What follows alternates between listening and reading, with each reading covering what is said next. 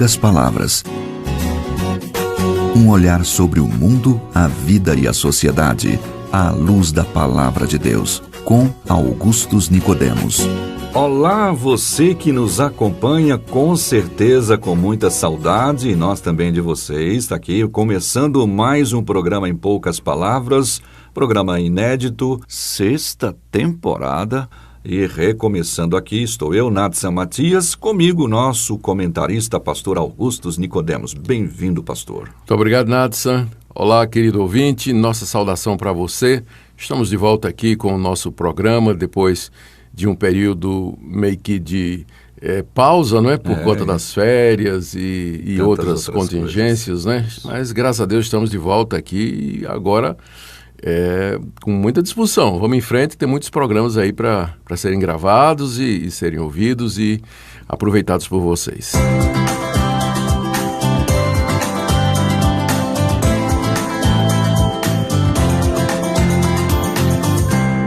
Bem, hoje nós vamos atender aqui, pastor, o e-mail da Rafaela. Ela tem 27 anos e no e-mail dela diz que tem uma dúvida referente à predestinação e à salvação, especificamente no que diz respeito à sua família, né, a outras pessoas. A gente volta com o tema já. A Rafaela, como disse, ela diz o seguinte: com relação à predestinação e salvação, tem algo que tem martelado muito na minha cabeça. Ela diz: minha família não serve a Cristo e sempre apresento eles, diante de Deus em minhas orações. E ela pergunta então, pastor, se Deus predestina e escolhe aqueles que Ele deseja salvar, como podemos explicar a passagem no capítulo de Atos 16, versículos 30 e 31, quando lá diz o seguinte: em seguida, conduzindo-os para fora, rogou-lhes: Senhores, o que preciso fazer para ser salvo?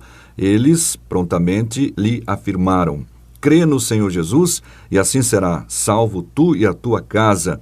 Então ela pergunta: se eu sou salvo pela graça de Deus e sou escolhido, meus pais e irmãos também serão pelo fato de eu crer em Jesus, e aí a casa dela também será salva? Muito bem, Rafaela. Em primeiro lugar, oramos que Deus abençoe sua família, seus irmãos, seus pais, e que eles venham de fato a conhecer o Senhor e Salvador Jesus Cristo, através de quem nós temos plena e completa redenção. A segunda coisa que eu queria dizer sim, a predestinação é bíblica. A Bíblia é muito clara em dizer que antes da fundação do mundo, Deus escolheu aqueles que Ele quis salvar. Olhando para a humanidade perdida em pecados e ofensas e caminhando para a destruição, Deus amou o mundo e não deixou que o mundo todo se perdesse. E Ele deu o seu Filho para que todo aquele que nele crê não pereça, mas tenha a vida eterna. Amém. E esses que haverão de crer são aqueles que, pela graça de Deus, são chamados de maneira eficaz e irresistível por quem Jesus Cristo morreu e em quem o Espírito Santo habita. Esse conjunto de coisas que nós chamamos de predestinação. E a predestinação é, de fato, um ato de Deus, ela não envolve mérito humano, e essa é a razão pela qual não existe nenhum critério na criatura que force a mão de Deus na salvação. O que eu quero dizer é o seguinte: nós não sabemos por que Deus escolheu uma pessoa e não escolheu outra. A Bíblia não nos revela. Isso faz parte dos mistérios de Deus. Então, já você teria a sua resposta aqui, de que laços de sangue e laços de família, eles não são o critério que Deus escolheu para salvar. A eleição não se baseou em laços familiares, do tipo assim: Deus elegeu o seu José, que é pai de Maria e Pedro. Isso não quer dizer que automaticamente Maria e Pedro estão também eleitos para a salvação. O critério que Deus usou para salvar, como eu disse, ele não é claro. Na prática, nós observamos que você não está sozinha, Rafaela. Há famílias onde há pessoas que são crentes no Senhor Jesus, tementes a Deus, andam nos caminhos de Deus, mas cujos familiares seguem um caminho oposto e morrem nessa condição, significando que se a pessoa morre rejeitando a Jesus Cristo e rejeitando os caminhos de Deus, ela de fato não foi eleita, não é? E então ela foi deixada aos seus próprios caminhos, e os caminhos do pecador, entregue a si mesmo, é o caminho da morte e da condenação. Tá certo? Agora, sobre aquele versículo. Está lá em Atos 16, de 30 a 31. Vamos lembrar o contexto. Paulo e Silas estavam presos na cidade de Filipos por pregar o evangelho. E assim, muita gente se converteu na cidade, largou a idolatria. Depois, Paulo expeliu o demônio de uma moça que era adivinhadora e que, adivinhando, não é, dava muito lucro aos seus donos. Era uma escrava possuída por um espírito de adivinhação. Um demônio, não é que ele fosse onisciente e soubesse o futuro, né?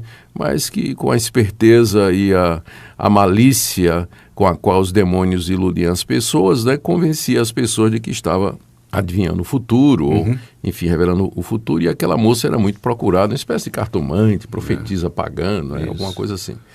E ela começou a seguir Paulo e Silas, dizendo: esses homens vos anunciam o caminho da salvação. Bastava ter ouvido a primeira pregação para saber disso, né? Não precisava ser adivinho. Isso aconteceu alguns dias, até que Paulo se voltou e disse para a moça, disse para o espírito, né, que estava na moça: sai dela em nome de Jesus. E aí a moça perdeu o poder de, entre aspas, adivinhar. E como ela era uma escrava e dava lucro aos seus donos, os donos ficaram chateados porque mexeu no bolso, né? Louco, Em vez de ficar felizes com a libertação da moça e a salvação de tantas pessoas, foi irados porque o bolso foi tocado.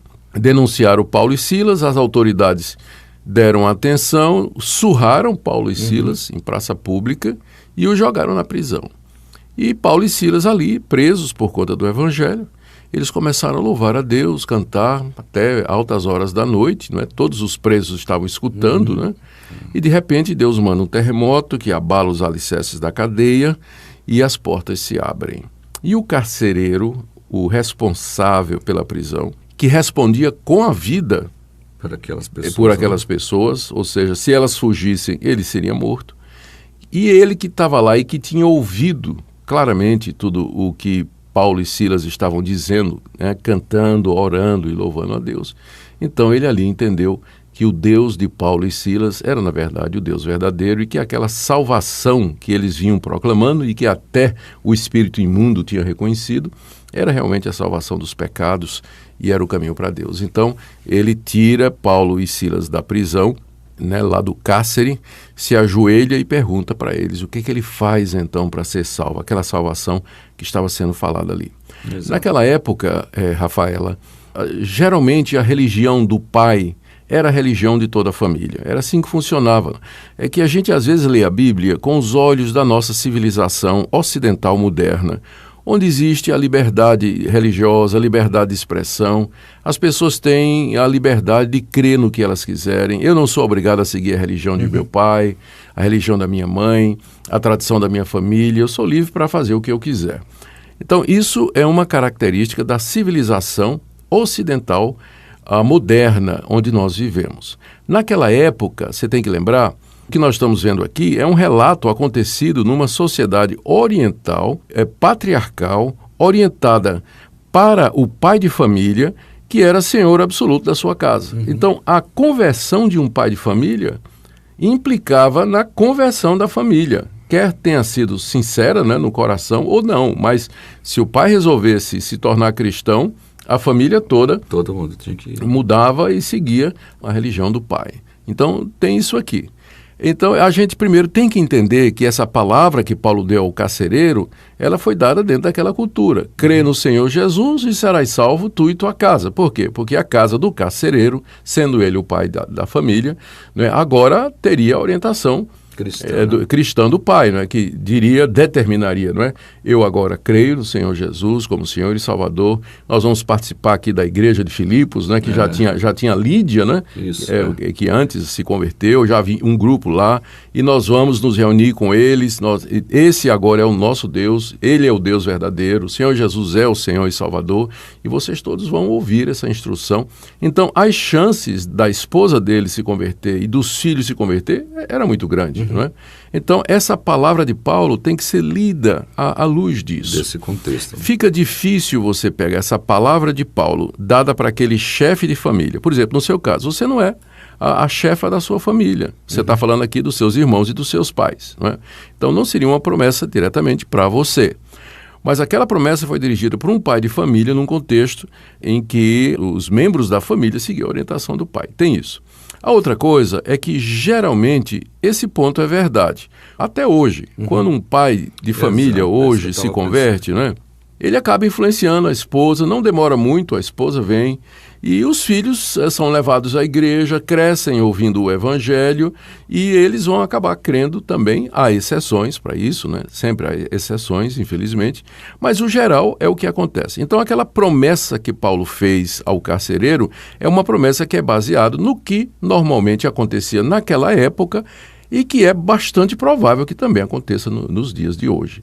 Não é? É dirigida ao pai de família. E tanto é que depois que saíram ali da cadeia, não é? O carcereiro levou Paulo e Silas para sua casa e lá pregou o evangelho a todos, diz o texto aqui, deixa eu encontrar aqui, é o 16, logo em seguida, ó, e pregaram a palavra de Deus a todos e os de sua casa. E naquela mesma hora da noite, o carcereiro lavou os vergões dos açoites e a seguir foi ele batizado e todos os seus, o que indica que houve sinais claros de que a casa do carcereiro havia crido, né? Senão Paulo não tinha batizado Senhor e Salvador. Então, essa é a resposta que nós damos, Rafaela, e eu quero dizer aqui para você que a gente não sabe se os nossos familiares eles são eleitos. O critério da eleição não é laços de família, pode ter certeza, não são laços de sangue. Mas também nós sabemos que Deus atende às orações. De uma forma que nós não conhecemos, nem podemos explicar, as nossas orações se coadunam, elas se harmonizam suavemente com os decretos de Deus. Deus decretou que a oração seria o meio pelo qual ele haveria de chamar os seus eleitos. Por isso, não cesse de orar pela sua família, de interceder por ela, não perca a esperança enquanto há vida, há esperança, testemunhe para eles, seja uma crente fiel, mostre o amor de Deus através das suas ações e quem sabe você vai ter a alegria de ver os seus pais e os seus irmãos caminhando nessa mesma fé que pela graça de Deus você caminha agora. Ok. Talvez, pastor, também, o pessoal não olha para o substantivo salvação aqui, será salvo tu e a tua casa, mas acho que também tem uma relação com o verbo crer, né? Ou seja, crer tu e a tua casa. Ah, sim, exatamente. Perfeito, isso mesmo. A salvação estaria condicionado à fé, não é?